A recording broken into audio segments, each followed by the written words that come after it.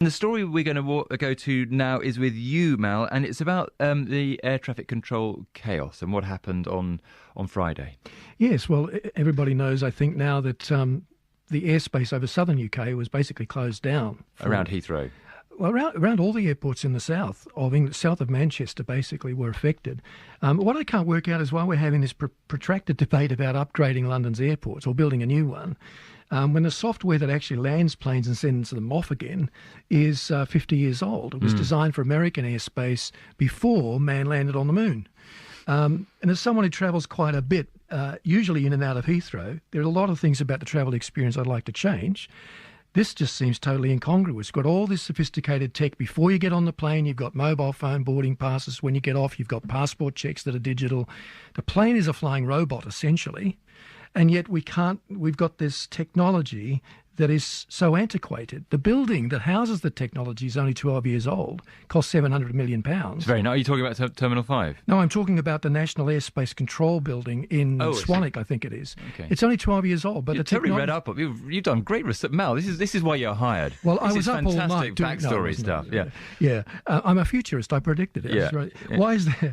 Why is the software 50 years old when the building's only 12? Well, I don't know. I wish I did. Maybe we should hand the whole thing over to the app designers at Apple or Google and see what they can come up with. So what happened? This was just one small thing? It was a small glitch, apparently just one small, almost a keystroke that caused the problems. And some of the papers, The Independent's one of them, is talking about that today, that it was a very small glitch that led to a complete shutdown. And that just shouldn't happen.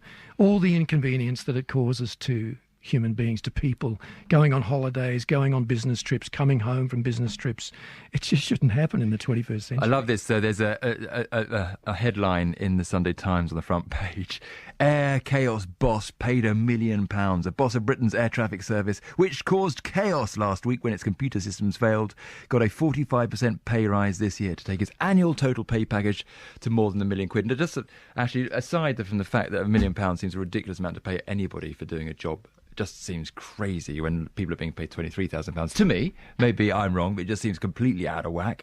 What do you think of this sort of incident? Is it down? Can you pinpoint one person who's the boss and say it's your fault, or is it, as Mal says, something more complex and actually it's about underinvestment over decades? Well, is it underinvestment, or is it just that, actually the software that you need to land planes and make sure they take off safely is quite simple? So maybe, if it works, and it usually does work, this is really unusual, and if we updated it to something more sophisticated, would it necessarily mean that something like this wouldn't happen? You're right, there is a history, isn't there, of great sort of technological investments, specifically around sort of government and public service entities going very, very wrong, and actually would have been better off sticking with what we had. Well, apparently they were warned about 3 years ago that this might happen. It's not like they didn't know this could happen. And what I want to know is why it's going to take us 2 years now to get new technology that comes out of Spain somewhere. Why isn't there technology in place now that we can begin to transition to? I just find it amazing